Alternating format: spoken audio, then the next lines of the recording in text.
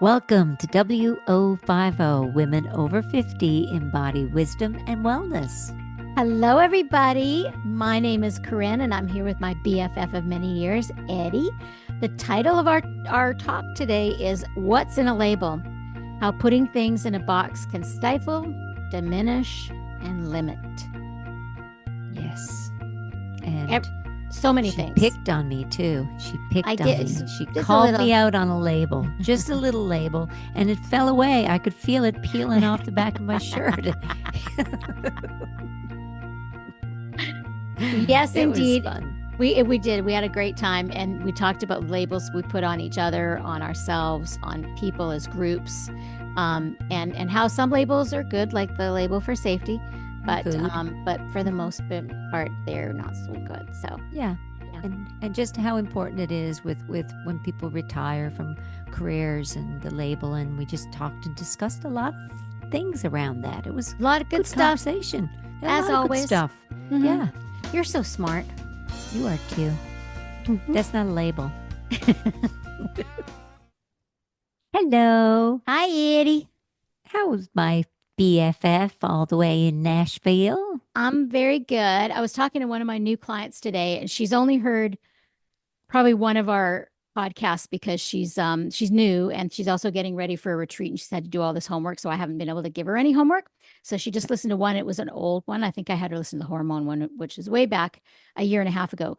And it was when you were a little more stiff. She goes, she seems like really quiet and subdued. And I said, well, no. she's very funny. No, she goes, it's not that you're loud or anything. She's like, just, you've got lots of life in you. And Eddie's just like very calm. I said, well, I said, I think you listened to a really old one, because I said, she's much more comfortable now, and her personality is still is coming out a lot more and more and more as we talk. Not that you're perfectly charming all the time, no matter, even if you're yeah, but you know what? It's funny because you always say I'm funny, and I know I'm funny because wit is a good thing.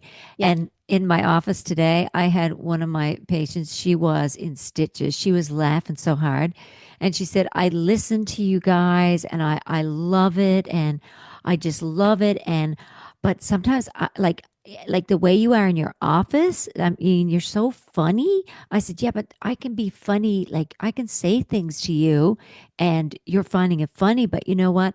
We're in a lot of places now, and I can't say a lot of things that you find funny. So that is not true. Did she say that's not true? Yeah. Yeah. So anyway, it's just maybe one of the funnies will slip in at the moment it's appropriate. You know? I feel like they are starting to, because subdued is not a word that I've ever used for you. No. And you are very funny and very witty. And what I love, I mean, there's so many things. I do get you going though. Like when you see something has tickled me, and I think you're like that way with anybody, then you kind of just keep going on a roll. If I know people are laughing, then I'm going to keep going. Like now I know what the sense of humor is like, but we've been friends so long. Yeah. I know I'm going to make you laugh. Like I'm going to say something and it could be out of the blue, but yeah. And like today too, another patient said she loves listening in, and she said, I found out from a friend of mine you were doing a podcast. You know, I haven't seen you in years. And she goes, I loved it. I'm listening. And I even started to grow my own SCOBY. You know, your friend Corinne encouraged me to grow it. And she said, but I'm heartbroken. It died, but I'm going to try again. Yeah, it's hard. Yeah. It's hard. Fermenting is hard, and can be. That's why I've figured out some different things that work. Like I think maybe she had listened to one of the podcasts where I was doing kefir, because I said I had tried doing kombucha before and I had some success, but and kefir I did not have success in. And what I really got a lot of success in this past summer, but it's also because it's really warm here, is the ginger bug. I feel like that's the easiest thing to start with, but it's also the warmer the place is, the easier it is, because fermenting really needs warmth. And you can ferment in the winter and you can ferment in a cold climate. It just takes longer. Yeah. But so I'm glad she tried it. And that's the whole thing of fermenting and canning, like anything, gardening. I mean, anything in really life, especially if you're learning from scratch, no matter how much somebody's teaching you, you're still failure. Remember what Sachi used to say? He used to say all cooking started as a mistake. That's right. That's right. Because a recipe had to Or, fail before. that reminds me, Bob Ross, I used to watch him painting. Remember Yeah, these pretty yes, little yes, yes. trees, these pretty little Yes. trees. You And he used said, to watch. there I did, because I was like, I know those skills. That's a Oh nice, my pretty tree. And gosh. he goes, there is no failures in painting. There's just a happy mistake. That's right. It's just a little happy mistake. So yeah, it's cute. Oh, that's great. Yeah. And so I think that we can also learn from the mistakes of labeling, Yeah. Oh, we're going to segue right into it. Look at right? that. Hmm. So so I think that I got my first lesson because the topic today is what's in a label. How putting things in a box can stifle, diminish, and limit. Hmm. And we're going to talk about today everything from people to your job to like to a cereal box, like everything. Yeah. Yeah, So and some of them are necessary. Some labels are necessary, and but a lot of them aren't. Like if it's a safety issue or a product, and you want to know if you have an allergy to something, right? I mean, there's that's what a label is actually for, yeah, not on people. right? Hmm. Because if you think about it, I first got this lesson years ago. I think I was probably in my 20s when I think I was reading something and it said, when you call a whole group of people like gay people and you lump a bunch of people in there and they don't have a personality or face, it's just a group. You Hmm. don't have a personal connection to them. So you're putting them in a box. They're not people, they don't have feelings. And I feel like that's what happens with people who are prejudiced still, or which we all have some prejudice in us at some level, but I'm talking like overt prejudice, or yeah, even prejudice against gay people, for instance, right? With Hmm. all the different numbers now, we have all the Hmm. trans, all of that, right? But even when you call a whole group of people that there's no connection, then that you dehumanizes them, and then you don't have compassion and empathy for that group. So Yeah. it can be helpful to know because I think, you know, transgender, all the different labels that they do like their label, that they like Hmm. to know what their specific label is. Hmm. But as a group of people, it can't, like if you're not, like I said, if you don't have a connection to the person, it Yeah. diminishes their humanity, I guess is what it is. And I've seen Yeah. my brother, for instance. I've seen Hmm. our brothers are very similar. Hmm. They both make a lot of money and they both are challenging humans. They're both Hmm. awesome. We love our Hmm. brothers, Hmm. but they're different than we are, very different than Eddie and I are. And so, my brother, for instance, used to have quite a prejudice against overweight people because he's a super fit person. He works out 3 hours a day in the gym. Well, then all of a sudden, I find that he's like mentoring people in the gym and he has much more compassion now for people that are trying really hard but are having a hard Hmm. time, but at least they're showing up. Like he has so much. And so they're not just an unhealthy person anymore. It's that he's now having a connection Yeah. and he's less prejudiced now Yeah. against.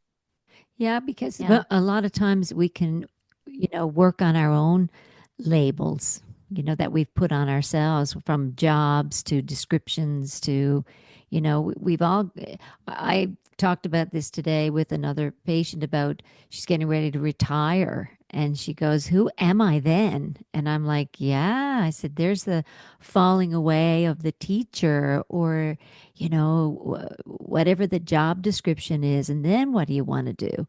And that's the beautiful mystery of just allowing, right? When we did a podcast about that, planning and allowing, but Mm-hmm. we often, you know, um, lose sight of the depth of who we truly are. We try and keep defining ourselves, and that just, I don't know, it feels hard. It feels like solid, right? And Mm-hmm. we're trying to be more fluid with it, like you just said, Mm-hmm. even the labeling of trans or queer or gay or whatever the words, LBGTQ, like I'm still learning the language Mm-hmm. around it, Mm-hmm. I think we all are, because yeah. yeah, and it's changing, and pronouns are changing, and um identifications, and but we have to be careful we're not putting ourselves in those in a box, that we're Mm-hmm. not diminishing ourselves, that we're not trivializing, even Or that putting, stifling, right? All yeah. those words.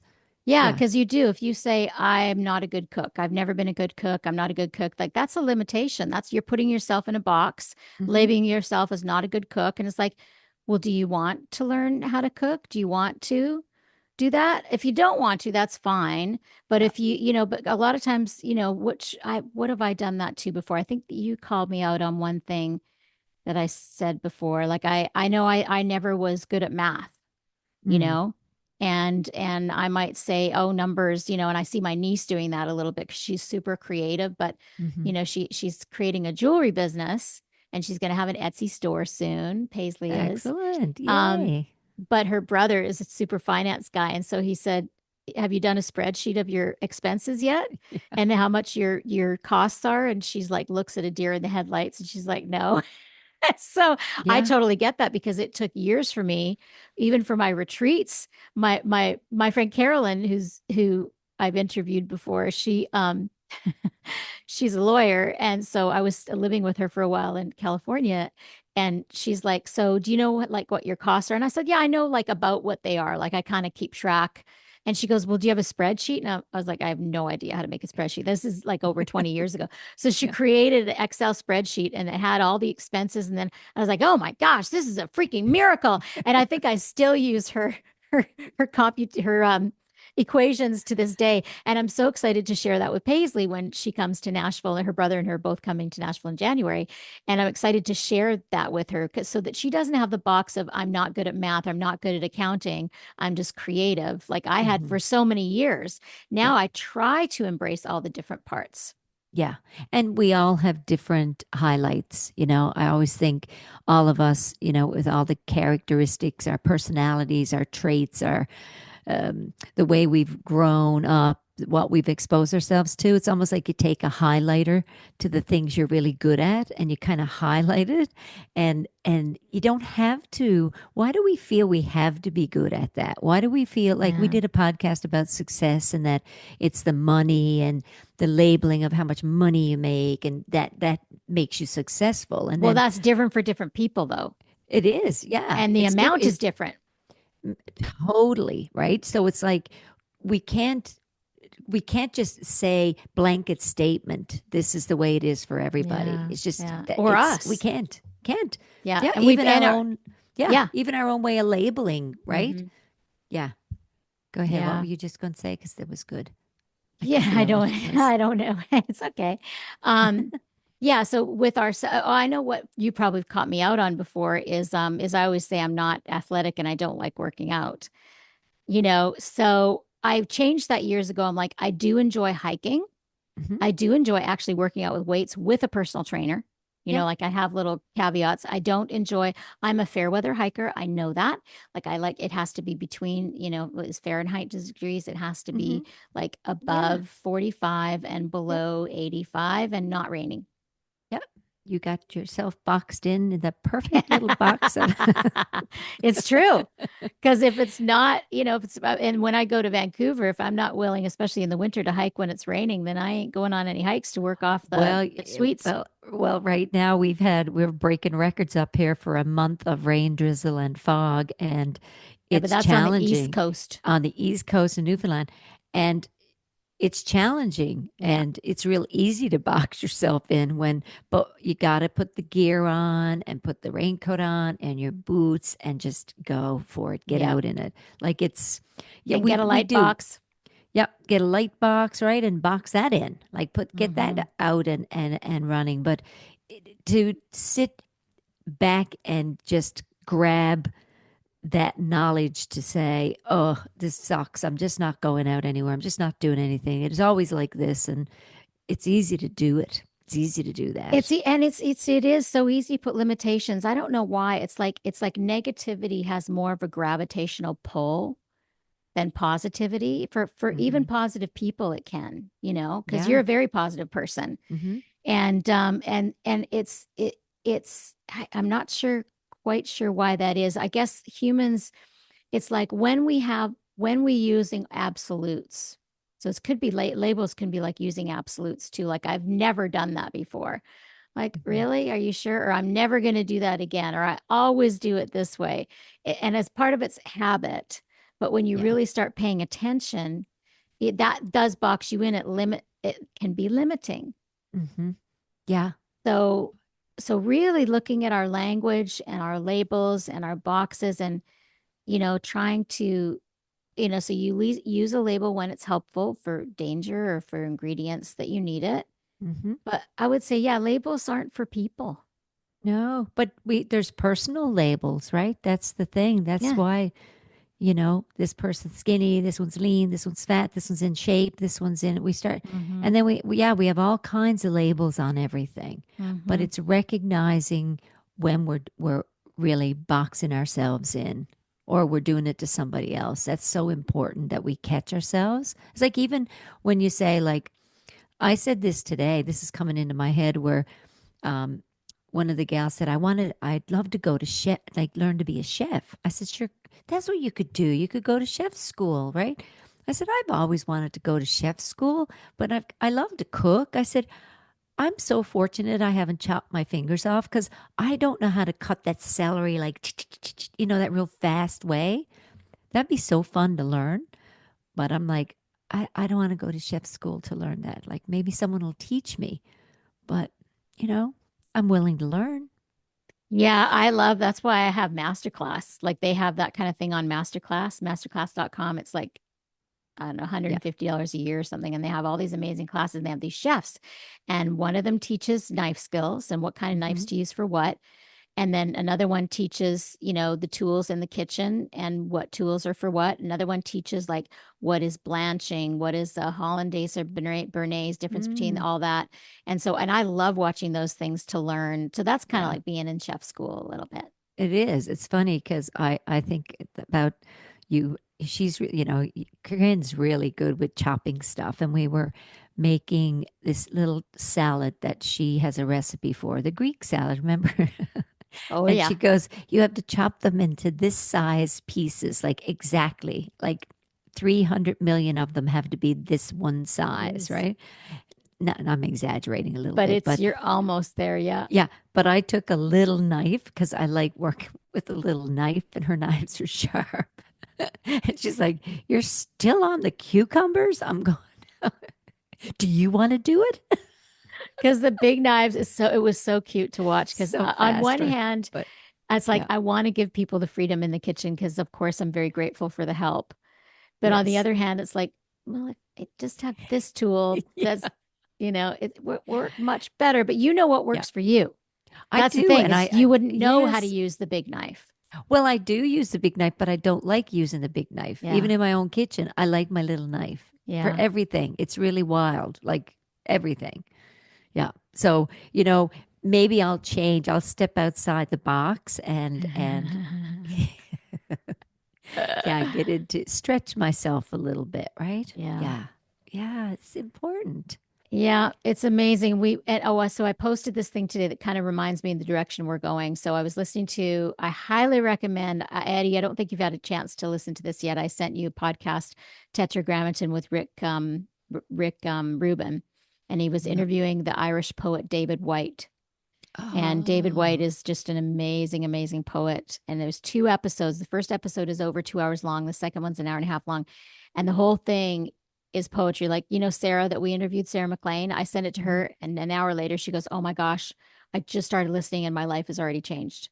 It's Oh, so, wow. so beautiful. I'll put a link to it. Wow. So this is Okay. something he was talking Cool. about that was his mother's philosophy. His mother sounded amazing. So she said, he was like, "How do you have compassion for just like every?" Because she said she had compassion for everybody. His mother did, like understand. And she said, when you understand somebody's story and the root of their pain, you have compassion and unconditional love for them. Act as if you know the root of everyone's pain Mm. because you do. We all know the root of everyone's pain. It's separation is really what it is. It's the pain of Mhm. separation. Yeah. So that's what we do when we label things is we diminish them out of this expansive, amazing human. Oh, they're a bigot or they're egotistical or they're a narcissist. These are all Mhm. labels too that can be helpful if you're in a situation especially if you're, in an unhealthy situation with partner or a friend, they're narcissistic. That can be helpful, but that's not the only thing that they are, Yeah. And you know? we are a society that loves labels. Yeah. Like you just there's introvert and extrovert and ambivert and empath and now we even have spectrum labels, right? Now we have Yeah. ADHD and we have Neurodiversity. neurodiversity. And I'm like, wow, there's so much to wrap our brain around, but Mhm. why can't we just accept it and just be fluid and just be in the present moment? And why do we have to call ourselves something Yeah. or label ourselves with something, you Yeah, know? what does that do when it causes more separation? Yeah. Yeah. And then there's an opinion about it, right? Because, then if you're so sensitive, right? Yeah. I've heard that a lot. Or, oh, Hmm. you're really defensive. Heard Hmm. that a lot. Hmm. And then you go, oh, am I? Hopefully we can reflect on it, but most of the time we might get a little more defensive. Well, But that's usually your defensive if it's not healed. that's So, right. right. So that's the thing. So if somebody calls you defensive and you don't, and it doesn't have and you don't have a button to it, you're not Yep. defensive. But if No, somebody calls you defensive and you are defensive, like that means you actually are defensive. It's you're like so you can tell. defensive. No, I'm not. Yeah. Yes, you are. No, I'm not. Yeah. It's like, oh, Yeah. really? That's an interesting point of view. That the language around it all, which we talk about all the time, the Hmm. softening in ourselves and in our language around things that we Hmm. can. Oh, what was it? One of my gals said today, she's working on present moment stuff. And it Mm. was beautiful because she doesn't even realize that this is shifting in her. And Mm. she's in her late 50s. And she said, I went to yoga and I came out and I got a call and I could feel myself getting all worked up again. And I wasn't going to take the call, but I took it. And then I wanted to run back in the yoga class and just lay back down again and reset. And I said, that's beautiful. I said, so did you just sit in the car and just think of where you just left and how beautiful that felt that you could feel it again? And she goes, I did. I said, yeah, that's present moment. That's like, you don't have to go back to the studio and go in and lay down on the mat, but you can go back there in within yourself and feel it. Yeah. Yeah. Taking the pause, taking the Taking the pause. pause. Hmm. Yeah. Yeah. Yeah. So Yeah. I thought of a label you have for yourself that's a little limiting. What's that? You're Oh welcome to boy. point one out to Oh me boy, too, but I here we just thought of go. one because this is one that I do think limits you. Your Oh, middle child syndrome. oh, that one.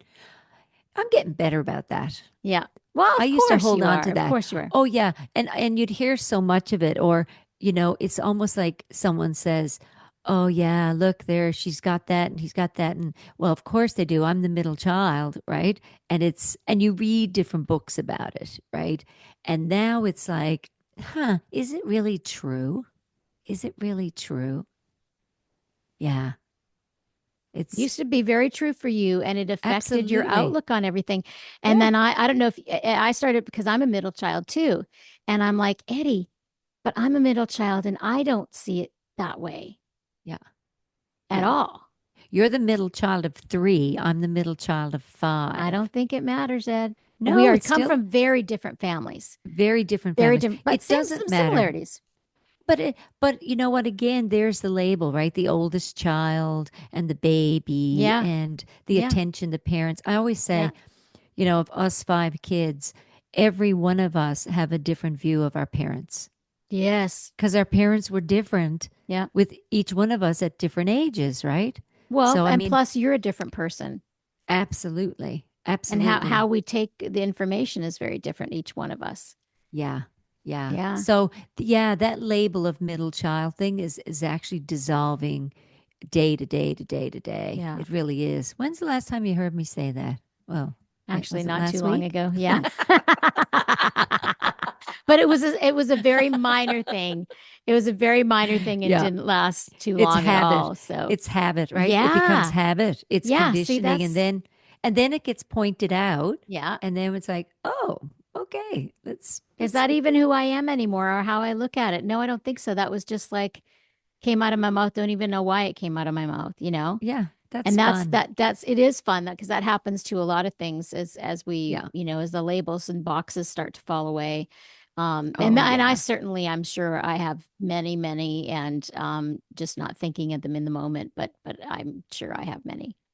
Yeah, Yeah. nothing's coming into my head right now. I mean, you've done a lot of work around a lot, as we both have, but I Well, it's love been the my idea of, passion.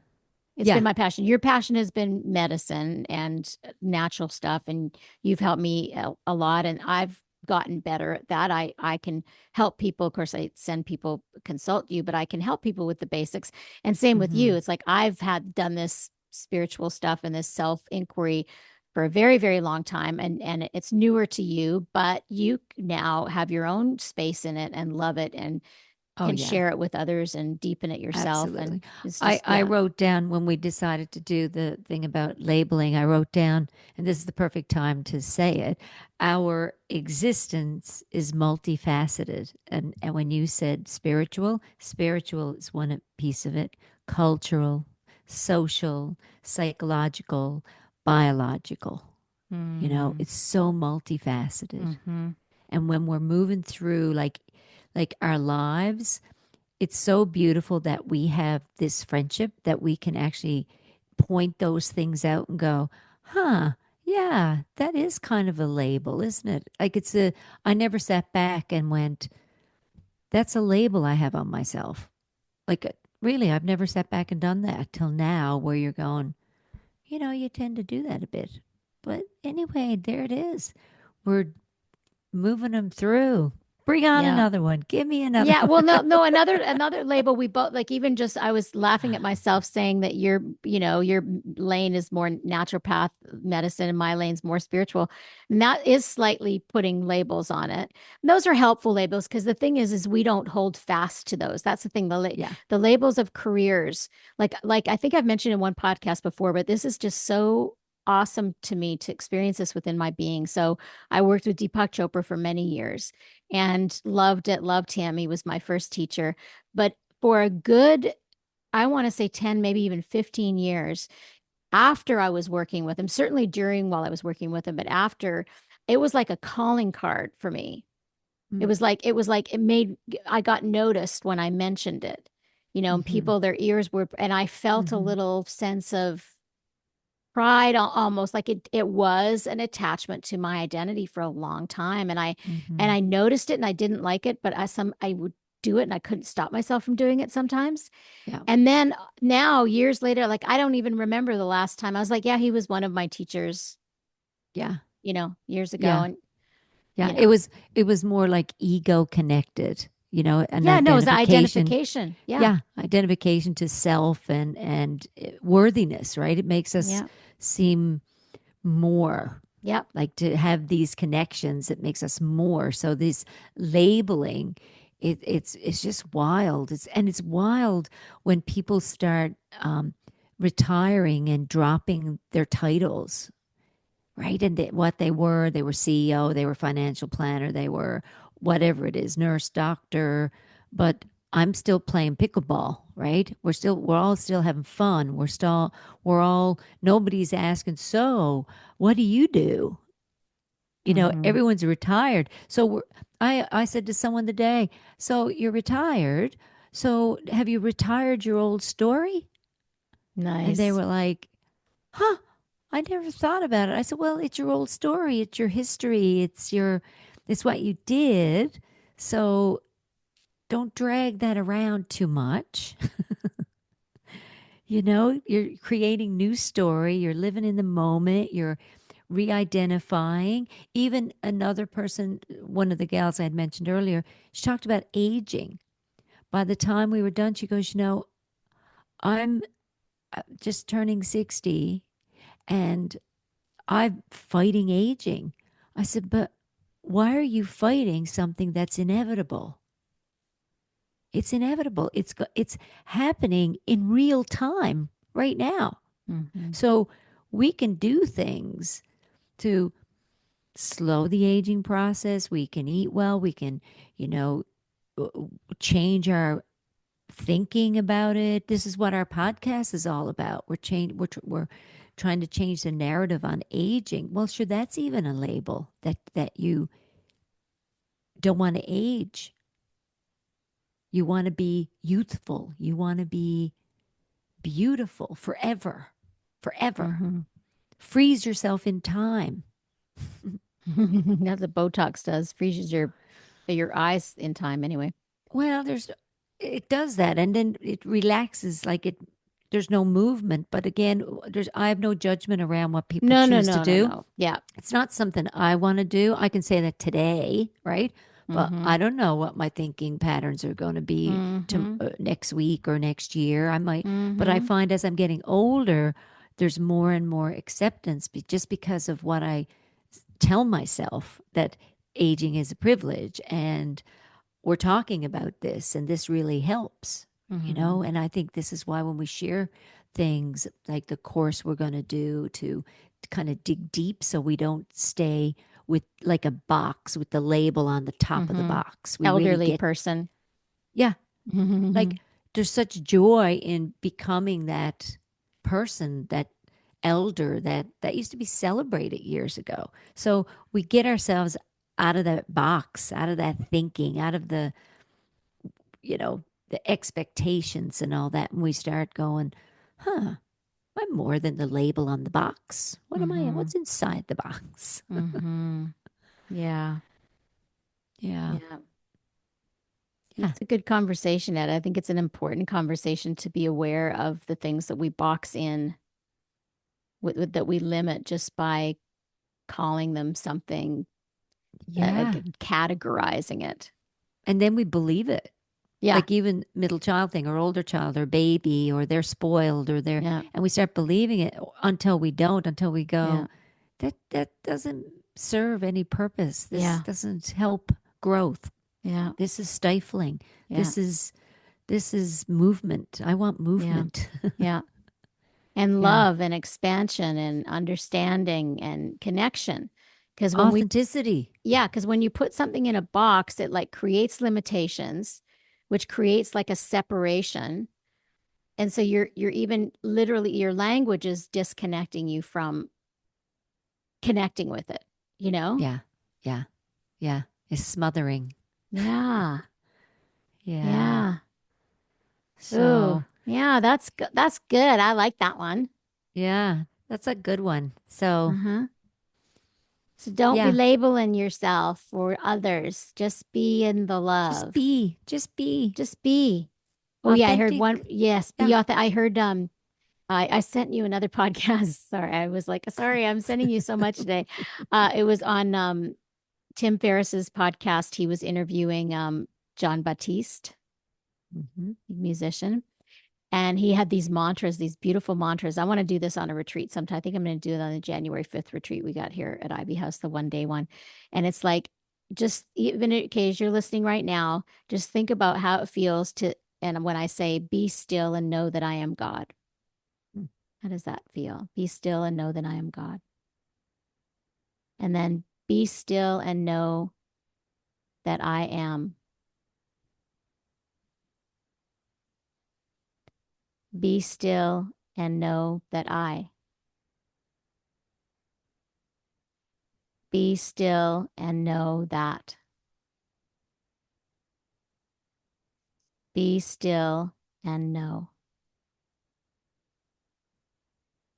Be still. Be. Beautiful.